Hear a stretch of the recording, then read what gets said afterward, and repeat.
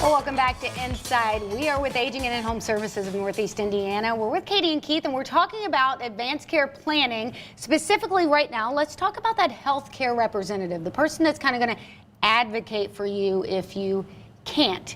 So, first of all, what I have to do is choose that person. Correct. That is the most challenging part, I think.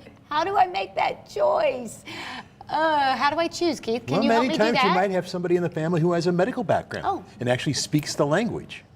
Or you have somebody who's going to be an advocate for you, and you know they're outspoken. They're like some type TV personality or somebody. I wonder why nobody in my family has not asked me to do that, because I am very outspoken, that's for sure. But typically, it's hard to talk about death, particularly your own death. No one wants to talk about it, and it's hard to start the conversation. So before you ever start talking about what document you're going to have, you need to have the conversation within your family. We shouldn't have people in hospitals and shouldn't have people in nursing homes where the children are arguing about what mom wants or doesn't want. And so I tell everybody over age 50, you should have an advanced care directive. You can have a healthcare representative, which is cheap and it's free. So you can actually go to the Department of Health's website, you can print one off. It has to be signed by one person who's not a family member. And once you have that healthcare document, you can actually put it in your electronic medical records now, so it follows you everywhere. You want to certainly have the conversation. And it's not usually one conversation, but it's several as your health changes over the years. And so there's actually a 3-step program. And the first step is once you get 50, you go see the doctor, the lawyer, they're going, now do you have an advanced directive? And then the next step, you get to be 70, some chronic illness. Do you have the advanced directive? Had you have the conversation? And is it in your medical record? And then the final step, that's when we're going to talk about post a little later, the physician order for scope of treatment. Now, this healthcare representative document that we can get at the Indiana Department of Health website, you mentioned it just has to be signed by one other person. I don't necessarily need to go see an attorney at that stage, right? That's exactly right. You can have this for free. We have them for free on our website, where you can name one person, you can name an alternate, you can name a third person. So it's very, everybody should have one of those. You guys both have talked about having the conversation, very important, and probably important to have the conversation as a group, because I am one of 5.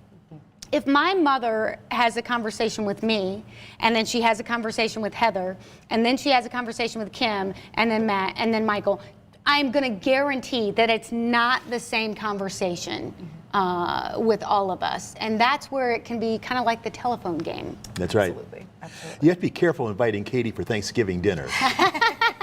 You should tell her the story of this. What happened at Thanksgiving, Katie? Well, so, you know, I'm very much into practicing what I preach with all of this. And so with my husband's family, it always seems to be his. Of course, it's at the in-laws. It's easier that way. But we hadn't really had these conversations at all. And so, you know, Thanksgiving, I had documents with me, the free form. Whipped him out of her purse. That Keith referred to. And I just kind of sat down and said, okay, we need to talk about these things, because you're absolutely right. Having everybody in the same room is very, very important, if possible. It's not always possible, which is where videos and Skype and FaceTime, things like that, can be really helpful. So everybody hears the same message, the same thing. And sometimes the people want to know, why did mom pick, you know, so-and-so to be the healthcare representative? And I think it's important that sometimes people hear that explanation so that they have support when it is time to make those decisions, because the whole family understands the reasoning behind it. And then there's not hurt feelings either. It's not because Charity was the favorite, although clearly I am the favorite in the family. I mean, I just can't help it. But there's generally a reason.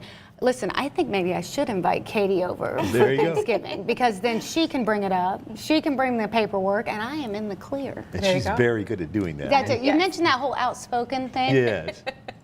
Katie. I'm very nice about it. Yeah, well, I get that. Yes. But persistent. Persistent. Nice, but persistent. Well, we appreciate that about you. We really do. Thank you. The other thing we want to talk about is living wills. So we're going to talk about that next. I so need to get that done myself. No, you don't. I don't? No, you don't. Oh, I can't wait to hear this. I cannot wait. We are going to talk about why I don't need to have a living will. Coming up next, stick with us. We'll be right back.